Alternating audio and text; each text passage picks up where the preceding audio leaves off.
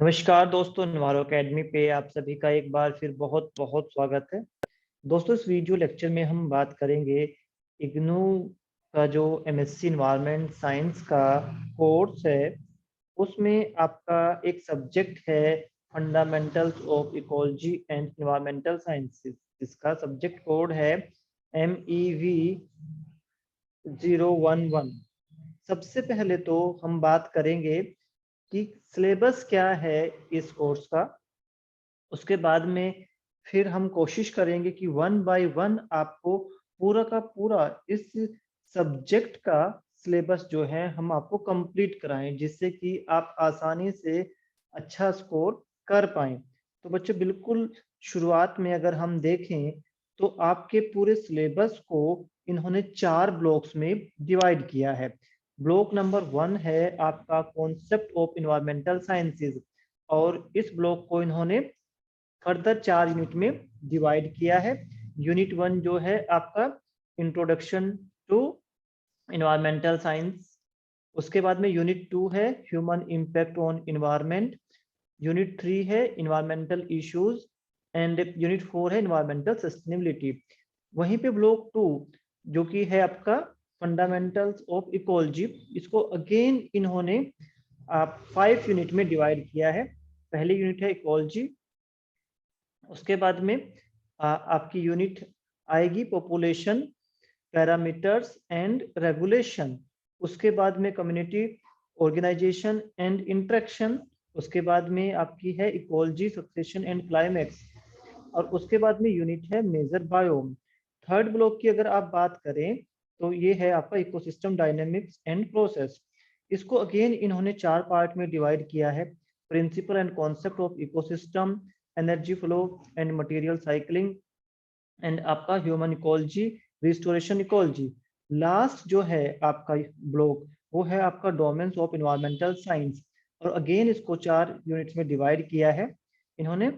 आपका environmental education, environmental economics, environmental management and policy, और आपका सस्टेनेबल सॉल्यूशन। तो इस प्रकार से इस सब्जेक्ट का आपका पूरा सिलेबस जो है कवर हो जाता है। तो अगर आप इस सब्जेक्ट के नेचर को समझें तो आपको हर यूनिट में से आपका जो कंटेंट है, जो आपको प्रोवाइड कराया गया है इग्नू के द्वारा, उसको सिस्टमेटिक तरीके से आपने पढ़ना है और अपने खुद के नोट्स बनाने हैं, जिससे कि ना केवल आप अपने इस सब्जेक्ट में अच्छा स्कोर कर पाओ, बल्कि आपका जो कॉन्सेप्ट है इन्वायरमेंट साइंस को लेके वो भी ज़्यादा से ज़्यादा आपका क्लियर हो सके। अगर हम यहाँ पे देखें, जो यूनिट फर्स्ट है आपकी इंट्रोडक्शन टू इन्वायरमेंटल साइंसेज, तो इसमें हम बात करेंगे कि किस तरीके से जो ह्यूमन पॉपुलेशन है या ह्यूमन स्पीशीज है वो इन्वायरमेंट के साथ में इंटरेक्ट कर रही है, और किस तरीके से इन्वायरमेंट में वो चेंजेस ला रही है, और फिर उन चेंजेस को ठीक करने के लिए वो क्या क्या कदम उठा रही है, और जो चेंजेस हुए हैं उनका क्या इफेक्ट है। ये बेसिकली अगर हम समझ जाते हैं तो हमें अपने सब्जेक्ट का नेचर समझ में आ जाता है। तो सबसे पहले अगर हम बात करें कि जो हम इंसान हैं, ह्यूमंस हैं, उनका जो पॉपुलेशन है वो बहुत तेजी से इंक्रीज हो रहा है। इसकी वजह से क्या है, इंसानों की पॉपुलेशन बढ़ने के साथ साथ हम डेवलपमेंट भी करना चाह रहे हैं। तो इकोनॉमिक डेवलपमेंट जो है वो एक मेजर कंसर्न है इंसानों के लिए, और जब अपनी एक बड़ी पॉपुलेशन को सेटिस्फाई करने के लिए, उसकी नीड को फुलफिल करने के लिए हम ज़्यादा डेवलपमेंट की तरफ चलते हैं, तो उस टाइम पे कहीं ना कहीं हम इन्वायरमेंट को डिग्रेड करते हुए चले जाते हैं। जब हमें ज़्यादा से ज़्यादा डेवलपमेंट करना होता है, उस टाइम पे हम बहुत सारी टेक्नोलॉजी, बहुत सारे प्रोसेस जो हैं वो अपने डेली रूटीन में लेके आते हैं। अगेन उन प्रोसेस की वजह से, उन टेक्नोलॉजी की वजह से भी कहीं ना कहीं पे हमारा जो इन्वायरमेंट है वो डिग्रेड होता चला जाता है।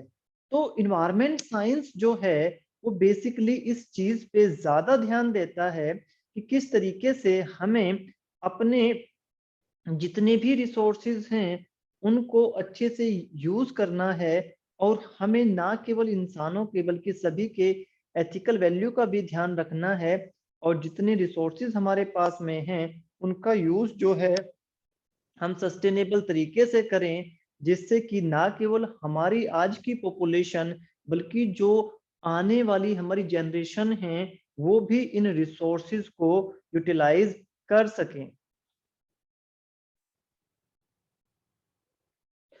तो कुल मिला के अगर देखा जाए, इन्वायरमेंट साइंस जो है वो ना केवल हमें ये बताने की कोशिश करता है कि किस तरीके से इंसान का जो बिहेवियर है, स्वभाव है, वो इन्वायरमेंट को अफेक्ट करता है, बल्कि ये भी आपको बताता है कि किस तरीके से जो इंसान हैं वो इंटरेक्ट करते हैं बाकी के लिविंग ऑर्गेनिज्म से एंड नॉन लिविंग थिंग से। इसके अलावा हम इस सब्जेक्ट में ये भी देख पाते हैं कि हम इंसान जो हैं वो पूरी तरीके से नेचुरल रिसोर्सेज पे डिपेंडेंट होते हैं, चाहे वो हमारी फूड की नीड हो, मटेरियल की नीड हो या एनर्जी की नीड हो। ये सब जो है हम इन्वायरमेंट से ही लेते हैं, और जो ये हमारी जो नीड हैं इन सब चीजों के लिए, खाने के लिए, मटेरियल के लिए, एनर्जी के लिए, इन सब को चेंज नहीं किया जा सकता। ये इन सब को हम केवल इन्वायरमेंट से ही ले सकते हैं। और इसके साथ साथ एक और बहुत इंपॉर्टेंट चीज ये आ जाती है कि खाने की यानी कि फूड की और मटेरियल की जरूरतें जो हैं वो केवल हमारे लिए ही नहीं बल्कि जितनी अदर स्पीशीज हैं उन सभी के लिए भी बहुत महत्वपूर्ण हैं। जितने भी ऑर्गेनिज्म हमारी धरती पे मौजूद हैं वो सभी जो हैं नेचुरल चीजों से, नेचुरल रिसोर्सेज से ही अपना जीवन जो है यापन करते हैं। तो बेसिकली इंसानों ने क्या किया, अपनी जरूरतों को पूरा करने के लिए उन्होंने ज्यादा से ज्यादा टेक्नोलॉजी का इस्तेमाल किया, ज्यादा से ज्यादा उन्होंने आप आपके रिसोर्सेज को यूटिलाइज करना शुरू कर दिया। अब जब एक इंडस्ट्री रन होती है तो वो बहुत सारे मटेरियल जो है नेचर से लेती है। बहुत सारे प्रोडक्ट ऐसे हैं जिनका रॉ मटेरियल जो है कहाँ से मिलता है, नेचर से ही मिलता है। और ये जो इंडस्ट्रीज हैं या आप इकोनॉमी इनको कह सकते हो, ये अगर आप देखें तो एक छोटे सी फैमिली से लेके मल्टीनेशनल लेवल तक जो है काम करती हैं। और जिस तरीके से इंसानों की पॉपुलेशन लगातार इंक्रीज होती जा रही है वहां पे इकोनॉमिक ग्रोथ जो है वो लगातार बढ़ती जा रही है। अब एक इंडस्ट्री का जो रॉ मटेरियल है वो आना है नेचुरल रिसोर्सेज से। तो यहाँ पे क्या हो रहा है, वो सारे के सारे रिसोर्सेज के लिए जितने भी हमारे नेचुरल सिस्टम में मौजूद चीजें हैं उनको वो ओवर हार्वेस्ट करते हैं यानी कि एक्सप्लॉइट करते हैं। और कोई भी इंडस्ट्रियल प्रोसेस हो वो ना केवल नेचर से अपना जो रिसोर्सेज हैं उनको हार्वेस्ट कर रहा है, बल्कि इस पूरे प्रोसेस में वो बहुत सारा पोल्यूशन भी जनरेट कर रहा है। फॉर एग्जाम्पल वाटर पोल्यूशन हो गया, आपका एयर पोल्यूशन हो गया, सोयल पोल्यूशन है, और इसके अलावा आपका क्लाइमेट चेंज, ग्लोबल वार्मिंग, बहुत सारी ऐसी चीजें हैं जो लगातार जो है बढ़ती जा रही हैं। तो यहाँ पे अगर हम देखें तो इंसानों की तो जरूरतें पूरी हो रही हैं, पर जितनी अदर स्पीशीज जो धरती पे मौजूद है वो लगातार डिक्लाइन हो रही हैं, क्योंकि इंसानों की इस एक्टिविटी की वजह से, पोल्यूशन की वजह से, क्लाइमेट चेंज की वजह से उनका सर्वाइवल जो है वो लगातार खतरे में पड़ता जा रहा है। तो यहाँ पे हम ये कह सकते हैं कि इन्वायरमेंटल साइंस जो है वो बेसिकली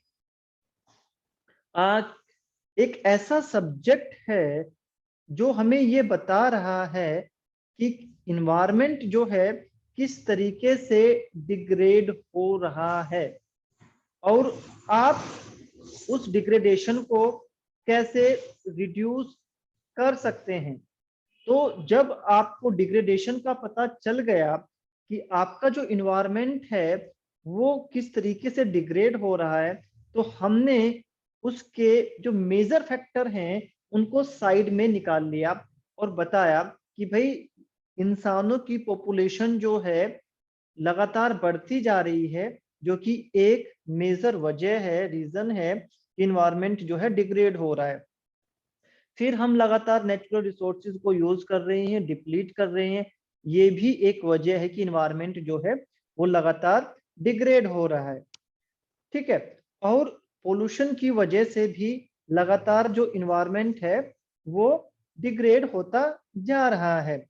इस तरीके से हमने अपनी जितनी प्रॉब्लम्स हैं उनको 3 मेजर कैटेगरी में डिवाइड कर लिया, जिससे कि अब हम इसके लिए समाधान खोज सकें, इनको समझ सकें कि किस प्रकार से जो इंसान है उनकी पॉपुलेशन जो है इन्वायरमेंट के साथ में इंटरेक्ट कर रही है और किस तरीके से रिसोर्सेज का ओवर यूटिलाइजेशन जो है इन्वायरमेंट को डिग्रेड कर रहा है, क्या उनके अल्टरनेटिव होने चाहिए और किस तरीके से हम अपने पोल्यूशन को डिक्रीज कर सकते हैं।